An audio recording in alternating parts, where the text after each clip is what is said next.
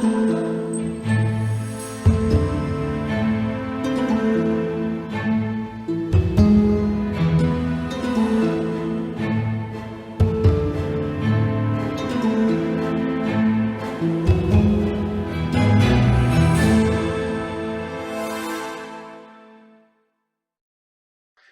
one and all, and welcome to another episode of Roll Insight, the show where I, your humble GM Joshua MacGregor, talks about the latest stuff that's been happening on the channel.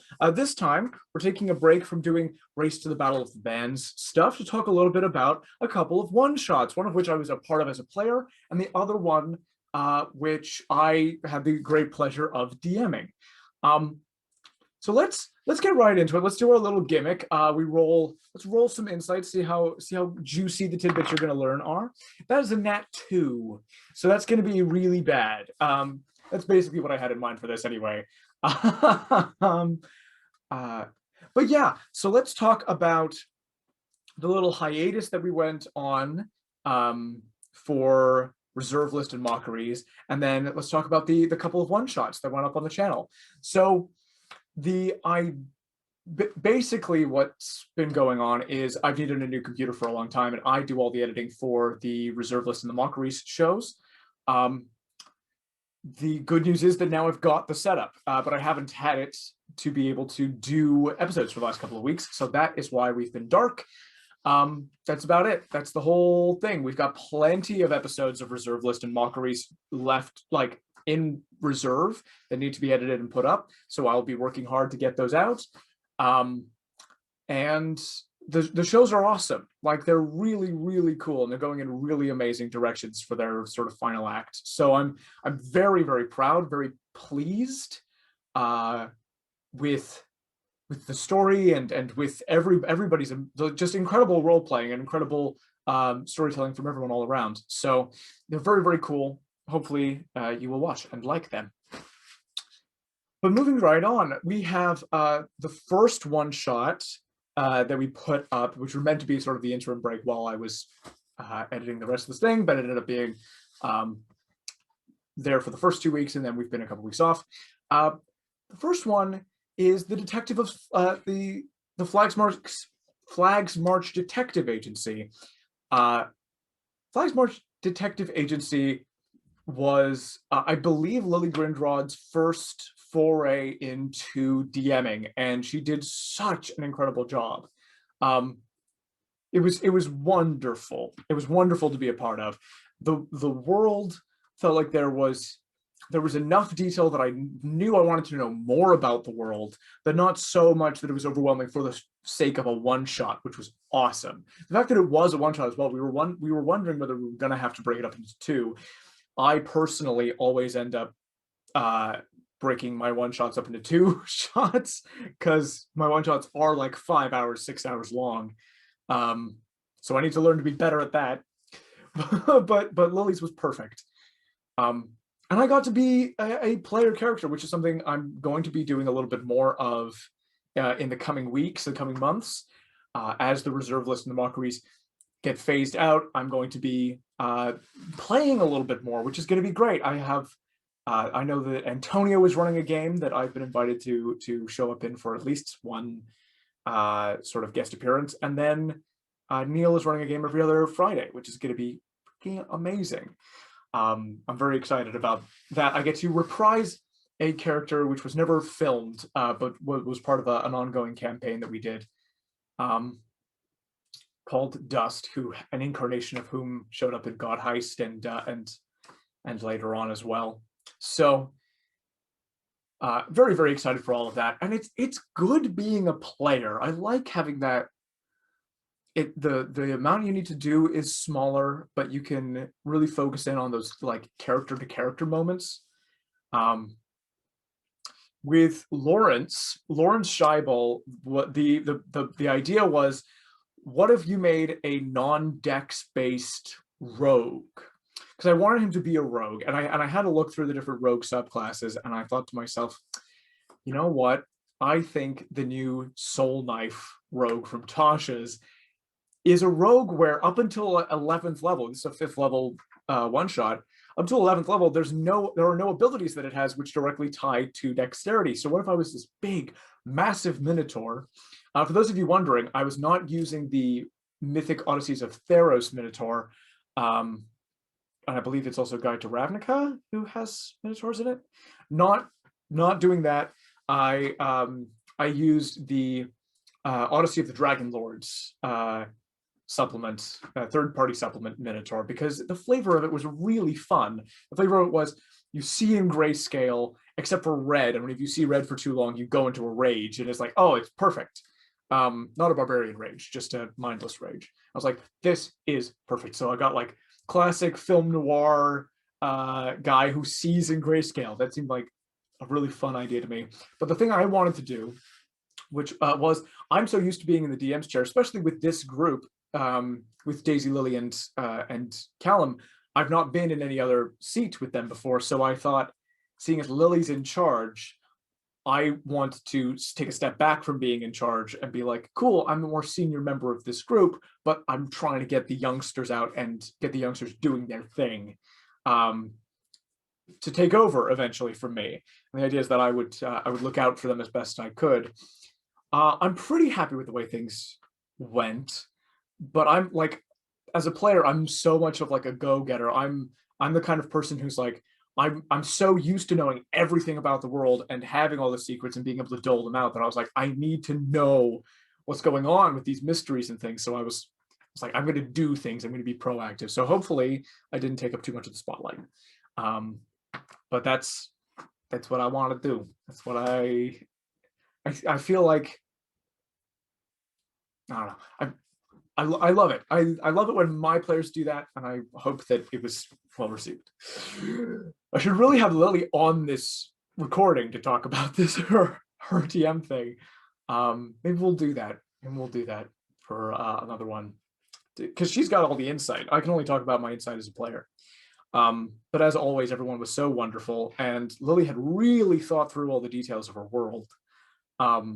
Well, of this one shot anyway, of the town, sort of what its place in this, where it is in regards to like the capital, and it's like the scenic beauty and the history that ended up being behind it, this dark underbelly of this beautiful place. Very classic fables, but also fit really well into the sort of film noir. So we got a really good mashup of detective stuff and D&D stuff. So that felt very satisfying for me as a player going through it. Also, I was the only one in my party who took damage, and that's exactly the way I wanted it. I was still like like 2 hits from going down as well at the end. So I felt very, very good about Lawrence Scheibel and how he performed.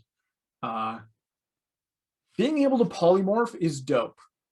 Being able to wild shape and polymorph gives you so many hit points, and druids are very strong. That's all I will say about that. I was not a druid, but I had the polymorph ability for being a bull, so that was kind of cool.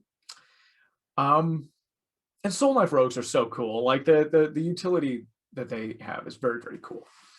But yeah, my dexterity was through the floor. It was horrible. I loved it. My strength was maxed out. All right, let's move on.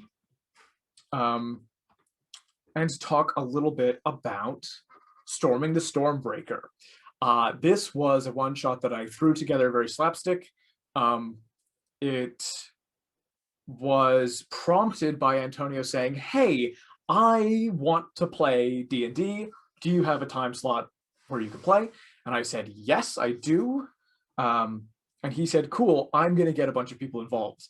And we got Antonio and Ralph, who are veterans of the channel, who we've been playing with for ages and ages, which is great. Ooh, blur that. There you go. And then we got a bunch of other people. We got Carmen, Kieran, Simon, and Andrew, who are Antonio's friends, who he played with ages ago and started playing with again. They are all wonderful role players, just absolutely fantastic. It made me very, very happy. It made me very, very happy to play with them. It was it was on the sillier side for sure for D&D, but it's a one shot and you're supposed to have fun with these things. Sister Bessie did die, but we had some shenanigans in play. We I said to her afterwards, like, I am so sorry that I fully killed you. And she was like, no, I got to come back as like a soulless husk. Like, how cool is that? I was like, okay, that's a relief for me. I get worried about killing players because I know it can be rough. It can be rough for your character to die. And mostly people are really chill about it. And I always try to be like, okay, if your character's gonna die, like, what's the most interesting thing that we can either do with that death, or like way that we can make that death impactful later on, or like introduce your new character in a way that makes that work. So like season 1 God Heist, classic example, Antonio's character, the surgeon, dies. And I was like, I gave warning that this was a thing that could happen, and the dice did not work out. They don't like tieflings and they don't like Asmar over on Vulpikar.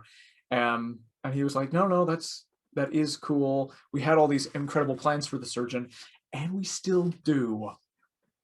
Because that's the thing. Surgeon went to an afterlife, and afterlives on Cygalia and in a lot of D&D settings are very, very rarely permanent resting places for people, or not uncommonly people can come back from that.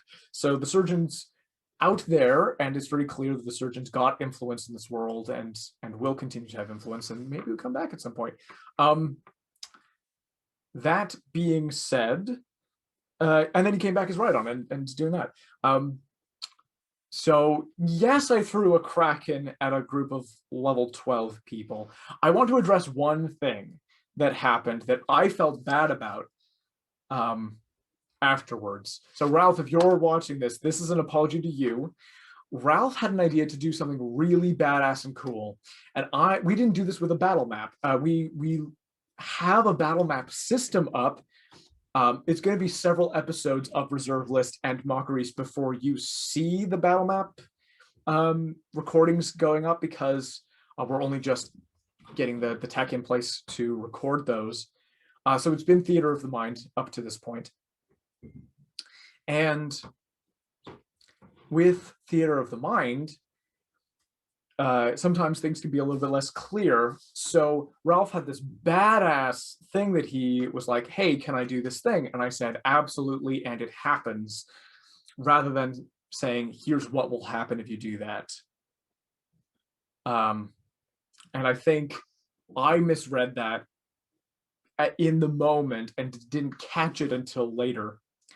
And I think that Ralph probably wouldn't have done it if he had known that Sister Bessie was going to fall down with the Kraken. So I apologize for that. Always listen to your players, but sometimes I get it wrong. And that's just the way that it goes. So I will try not to do that again. You learn these things. It's never a growing process. But the thing I wanted to say about that choice was that it probably saved the party. The Kraken in this Stormy the Stormbreaker one-shot was going to keep attacking them, and people were getting low on hit points. Like, it does a lot of damage, this Kraken. And shooting it down that far away from everybody else, because the thing like made it fall like 100 feet and it had to take a couple of turns to get back in the water and then just went back up. That meant that there were like 2 rounds where the Kraken wasn't hitting people, and that's insane. That was really, really important, and it allowed for the cannon to be fired and allowed for the banishment spell to be cast. Well, the Kraken to go get banished. That Kraken is still out in the world of Cygalia, by the way. Cygalia, this one shot is loosely canon in Cygalia. I think the Stormbreaker might shift hands and go back the other way 1 or 2 times, because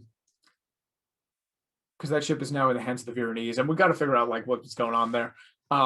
The other thing is that Nurgle Shroombeard, who Ralph plays in this one shot, set 174 years before the reserve list, is a reserve list character, which is great.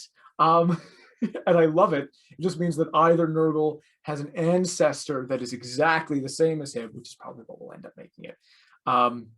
Or this is slowly semi-canon, so it's not exactly canon.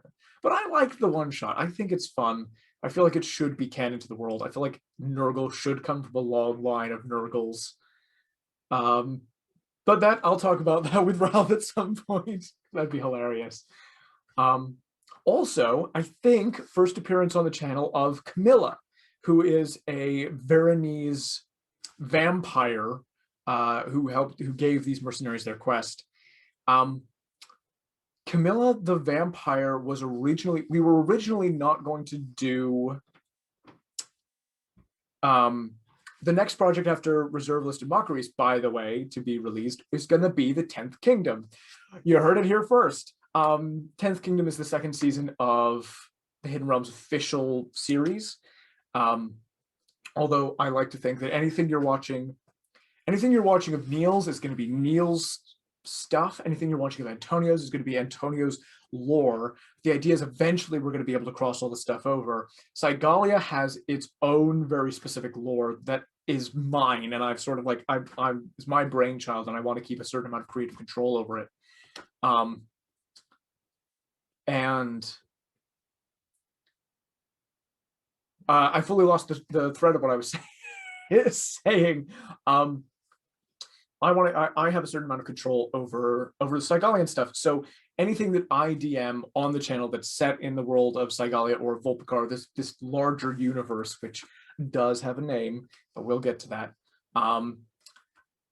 will have Easter eggs and tie-ins for the main series as well. So while 10th Kingdom is season 2, and it follows sort of the same characters or the same through lines, introducing new villains and stuff, but same following up on the God Heist.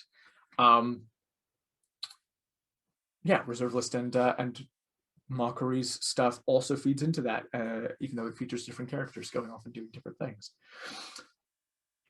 So yeah, Camilla was originally set to be part of a show called Hell Raid that we were going to do before 10th Kingdom, and we've had all kinds of scheduling issues on our ends.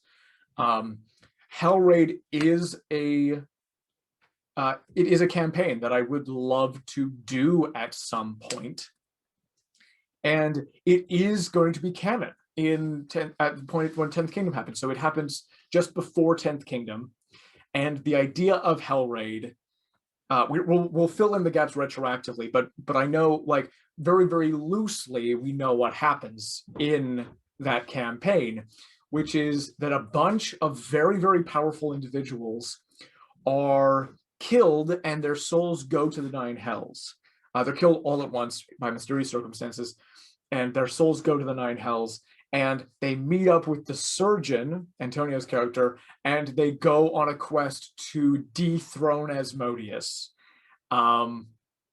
So that is the idea for that campaign. It was going to be level 16 through 20, be about 9-10 episodes or sessions long, and feature just a bunch of crazy high-level boss battles. And that was the idea behind it. So eventually, I think we will do that. I would love to do that at some point. But even if we don't get around to it anytime soon, or we don't get around to it at all, for whatever reason, the events of that are going to be canon. But Camilla was going to be a warlock patron for one of the characters in Hell Raid. So that character was developed for that, and since then I've started to introduce her in sort of non-recorded one-shots and just integrate her into being part of the world. So yeah, Camilla is a big part of the Veronese hierarchy, if you will, in Cygalia. So that's a little bit of insight into that character. I don't have a huge amount else. I should have looked up Ghost of Saltmarsh ship stuff for the Stormbreaker. I didn't do that. The math should have been much harder knock over, but it was fun. It was fun, and that's important. I feel like the rules should never come in between what is what gives people a good time. That's my philosophy. That being said, that's kind of it for this Roll Insight. Coming up later this week, we are going to have probably a reserve list episode on Thursday, and the next week we'll have one Mockeries episode on Thursday as well. Until I can figure out what a working schedule for me looks like. It's much easier for me to do now and to put in the hours, but it's a lot of work to do 2 episodes a week. So at least for the next couple of weeks, it'll be 1 episode, and then I might go back to doing 2 at a time, just because then we get through the show quicker. But yeah, we got more stuff coming to the channel. The Mockeries and the Reserve List series are continuing and are nearing their conclusions. We're on episode 22 of each show that we're recording now. It looks like they're going to be like 26 episodes long, something like that, because we stopped splitting them into 2 halves because I didn't like doing that. So yeah, thank you guys if you watched. Take care, and more stuff, more Roll Insights in the weeks to come. Bless y'all. Peace out.